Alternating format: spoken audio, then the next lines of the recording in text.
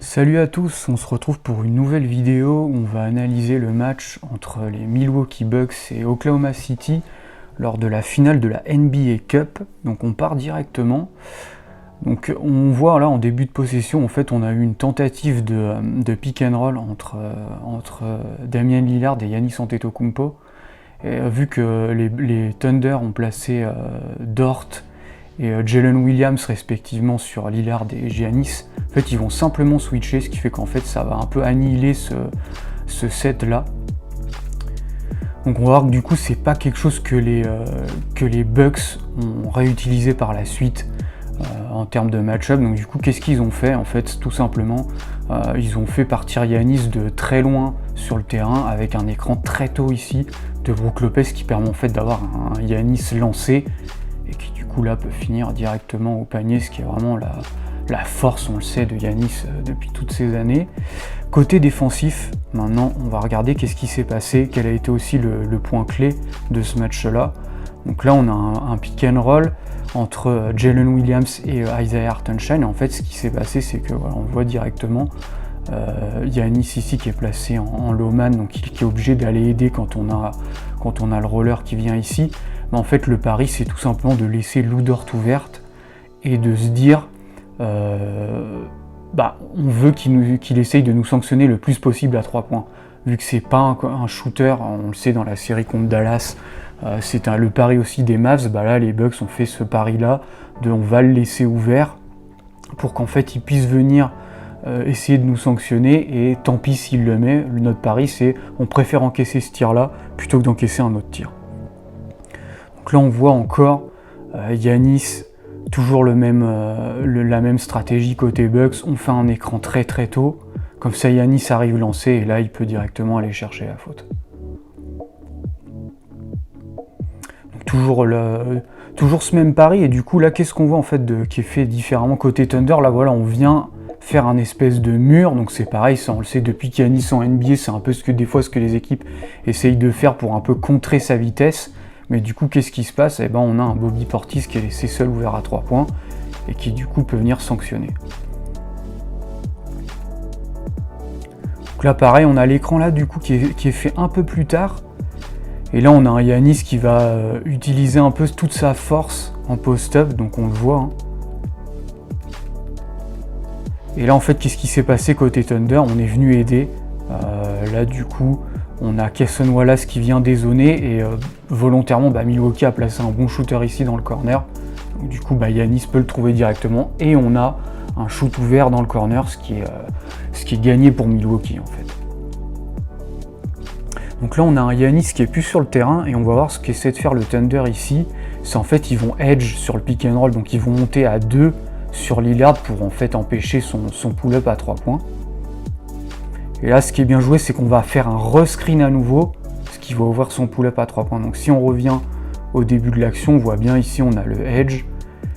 Là on a Hartenstein qui vient recover sur Brook Lopez. Et là ce qui est bien joué c'est qu'on a un nouvel écran de Bobby Portis qui surprend un peu la défense d'OKC. Le drive ici de Lillard qui en fait se transforme en pull-up à 3 points. Donc là pareil, côté défensif à nouveau, qu'est-ce qui s'est passé? On a souvent eu Jalen Williams utilisé dans des zoom action, donc c'est un set classique, hein. Donc là c'est même une Miami action, puisqu'en fait on a d'abord le dribble end-off puis ensuite le pick and roll, pour ce qui permet d'avoir un J-dub lancé. Et en fait ce qui se passe c'est que voilà, le pari également des Bucks ça a été on va laisser ces mid-range là à OKC, on préfère protéger le panier. C'est un peu pareil ce qui est fait classiquement avec les Bucks.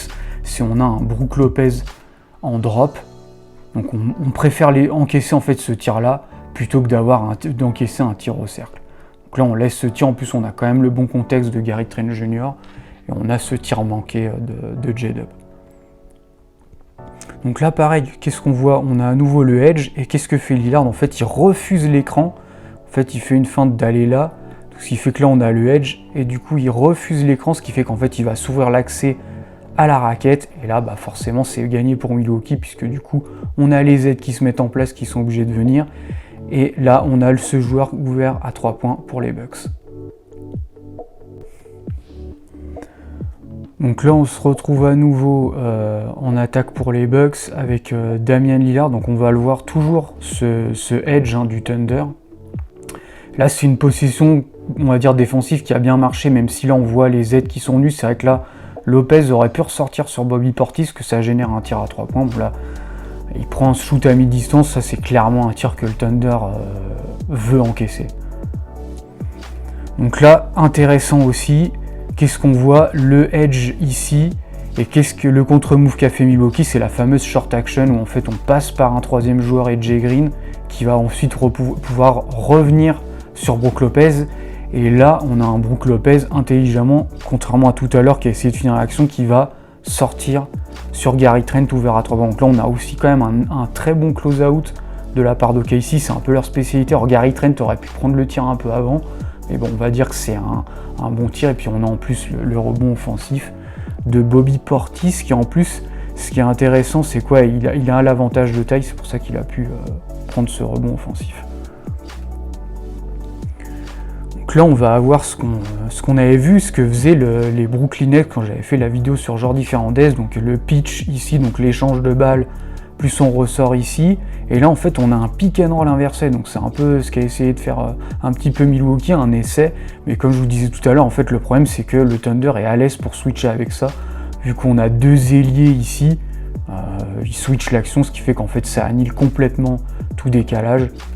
On se retrouve avec un shoot lointain que Lillard peut mettre, mais on voit que c'est clairement pas dans le flow du jeu. Donc ce qu'a du coup fait les Bucks pour un peu changer de set, c'est aussi ils ont fait du post-up avec Giannis Antetokounmpo.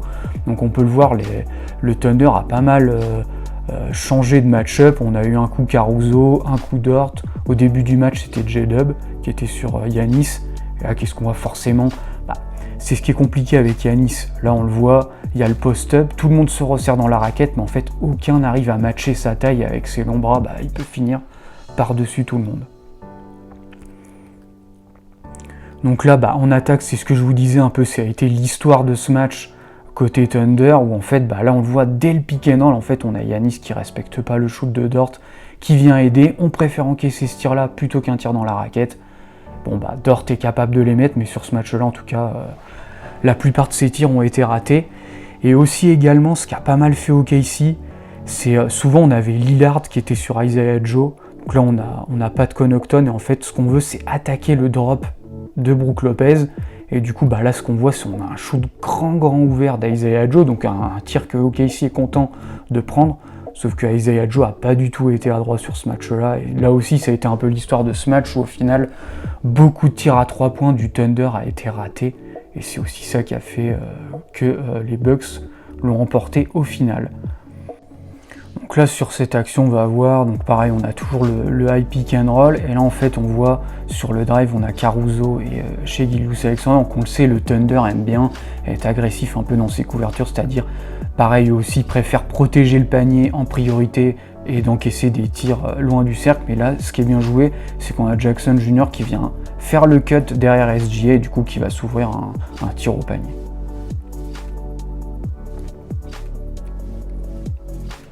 Donc là pareil, on va servir Giannis Antetokounmpo au post-up, et c'est vraiment un truc que OKC a eu, on va dire, du mal à défendre, parce que forcément en termes de match-up c'est compliqué, et à chaque fois ça a tiré les aides. Là on le voit, SGA qui vient aider, Hartenstein aussi également, et qu'est-ce qui se passe? On a un Brook Lopez du coup qui est laissé ouvert au cercle.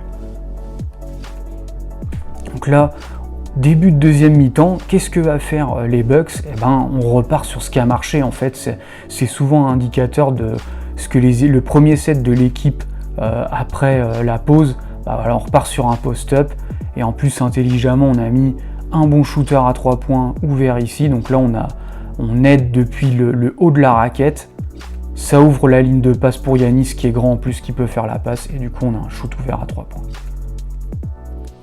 Donc là on se retrouve à nouveau sur une possession offensive du Thunder, donc on essaie de mettre en place le jeu à deux qui est souvent fait entre J-Dub et Isaiah Hartenstein. Donc là on voit la bonne défense de Prince, et du coup qu'est-ce qu'on fait? On essaye d'impliquer Lillard et Brook Lopez comme on a vu en première mi-temps avec Isaiah Joe. Voilà, on a Lillard qui arrive bien à recover, du coup le petit push shot qu'aime bien faire Hartenstein souvent, mais bon comme je vous disais tout à l'heure, c'est un shoot que Milwaukee veut encaisser. Voilà. Là, ça rentre pas, mais on va dire en termes de rentabilité, il préfère encaisser ce tir-là. Donc là, qu'est-ce qu'on fait côté encore Bucks? On repart sur du post-up. Là, on a J-Dub à nouveau qui est sur Giannis, et avec sa taille, qui peut finir facilement.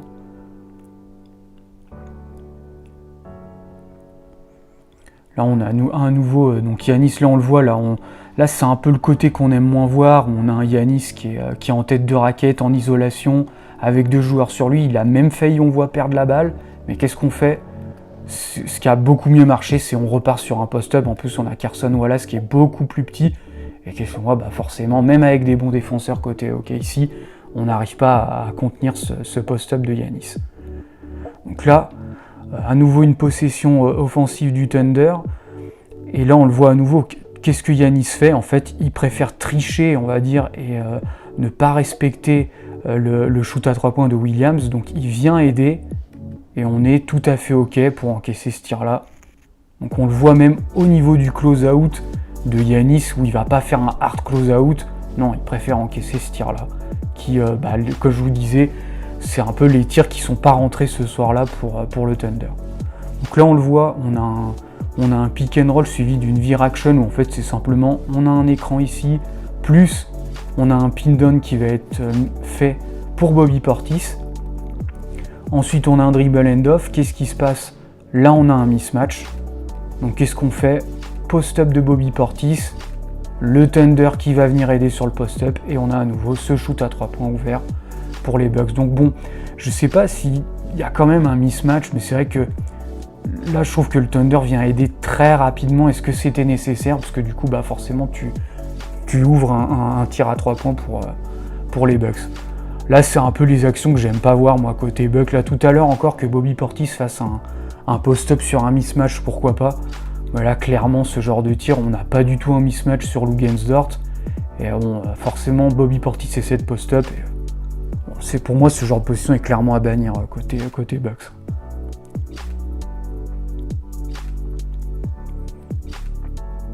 Là, c'est pareil, on a à nouveau une possession un peu stagnante.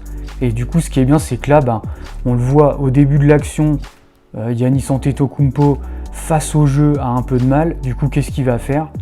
Il va aller s'installer en fait au poste bas, ce qui a bien marché tout le long du match.